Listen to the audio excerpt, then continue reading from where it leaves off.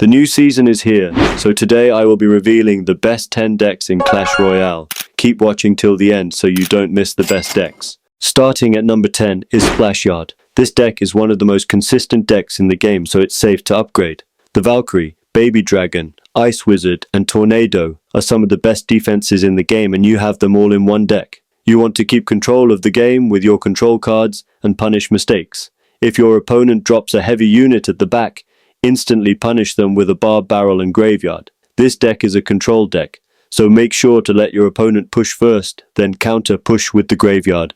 Now let's get onto the ratings. How easy is Splashard to play? I'll give it a 4 out of 5. What is this? Deck's free to play score? I'll give it a 2 out of 5. And lastly, its overall strength is a 4 out of 5. At number 9, we have Boss Bandit Bridge Spam. This is a new and exciting deck to the meta that is very fun to play. The Evo Snowball is so good at getting the Ram Rider and other units to the tower, so it's one of the most important cards in this deck. The Evo Executioner is the best defensive unit in the game, so save him against big pushes. You can pressure in single elixir, but don't overcommit, or you will get punished. In double elixir, place your Boss Bandit at the back to start a push. Then apply split lane pressure with your Ram Rider, Bomber and Mini P.E.K.K.A. Use the Vines and Snowball on defenses, allowing your push to break through. Now for the ratings. This deck is relatively easy to play, so it gets a 4 out of 5. It also has a good distribution of rarities, so it's another 4 out of 5. This deck is strong, but it's new, so I'll give it another 4 out of 5. At number 8, we have 2.6 Hog Cycle. Ever since the Hero Musketeer was added, this deck has been dominating. It's impossible for win conditions to break through because you now have 2 cannons. The strategy is simple. Place your Hog Rider to force a building, then quickly cycle back to your Hog Rider before your opponent has their building back. If you do this, the Hog Rider will always get at least 1 hit. For defense, the Musketeer and Cannon are your damage dealers to protect them with the Skeletons and Ice Golem. In the late game, defend cheaply so you can get to your Hog. Now for the ratings. Hog Cycle is not very easy to play, so it's getting a 2 out of 5. But it's very easy to upgrade, so it's getting a 5 out of 5. And it's very strong right now, so it's a 4 out of 5. At number 7, we have Giant Sparky. The Giant Sparky combo is deadly, and players don't know how to stop it. The Skeleton Army minions and Minion Horde are all bait cards, so use them to support the Giant. Play passive in single elixir, then place the Sparky at the back when it hits double. Then follow up with the Giant in front and one of your swarms. The only counter to this push are swarms, and that's where your spells come in. Use your arrows and zap to eliminate defenses, allowing your main units to break through. Now on to the all-important ratings. This deck is very easy to play, so it gets a 5 out of 5. It's also very easy to upgrade, or so it's another 5 out of 5. And lastly, for strength, I'll give it a 4 out of 5. At number 6, we have Royal Recruits. This deck is so easy to play, and it's the definition of brain dead. All you need to do is place your recruits at the back, split your hogs at the bridge, and go your flying machine to snipe defenses. That's the only play you need to make, and you will win with no skill. For defense, the recruits are great at defending split lane pressure because they also stretch across both lanes. You also have the Zappies and Goblin Cage, which are great on the counter push. In double elixir, place your recruits at the back, then place the hogs and flying machine. The push will overwhelm your opponent and you will take towers. Now it's time for the ratings. This deck is the easiest to play on the whole list, so it gets a 5 out of 5. It can be hard to upgrade though, so its free to play's score is 2 out of 5 and its strength is 5 out of 5.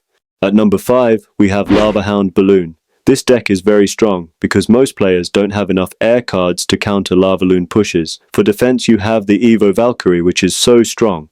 Pair her with the Tombstone and a Baby Dragon, and you have an unbreakable defense.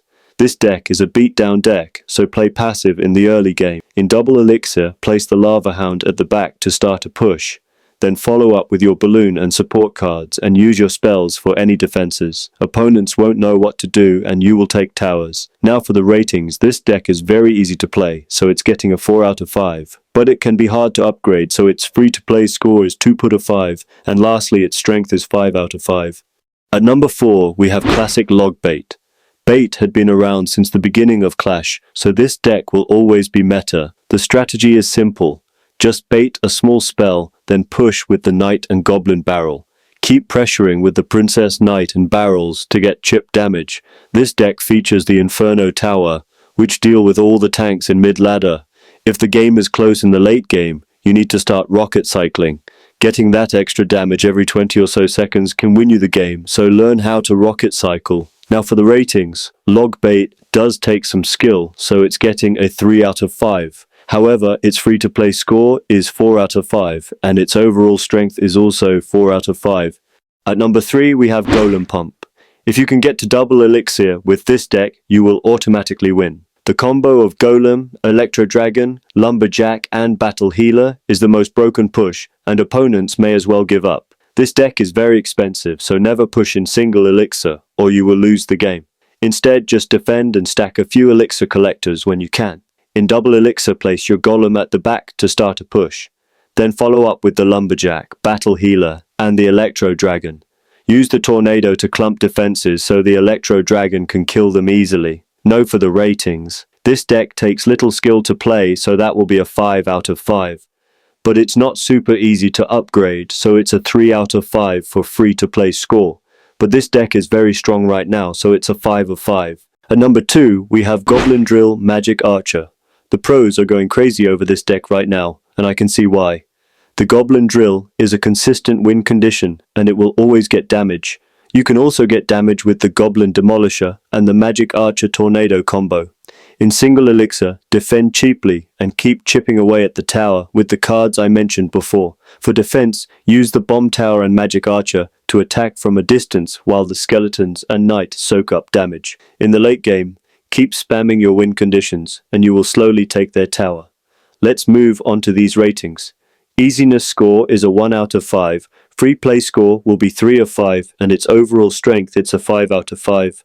And the best deck for this season is Royal Giant Cycle. This deck has great outplay potential because the Fisherman pulls units from the RG, letting it connect on the tower. It can also pull troops away from your own towers, so you avoid taking damage. The Royal Ghost and Hunter are also valuable support cards, panier them wisely. In double elixir, place the Royal Giant at the back and cycle to another one. Even if they have a building, they won't be able to deal with it, and you will take towers. Now for the final ratings, this deck does take skill to play, so its easiness, score is 2 out of 5. It's free to play, score is 4 out of 5, and its strength is a 5 out of 5. Now that you know what decks to play, you need to know which tower troop to use, so click here to see a breakdown and ranking of every single tower troop in Clash Royale.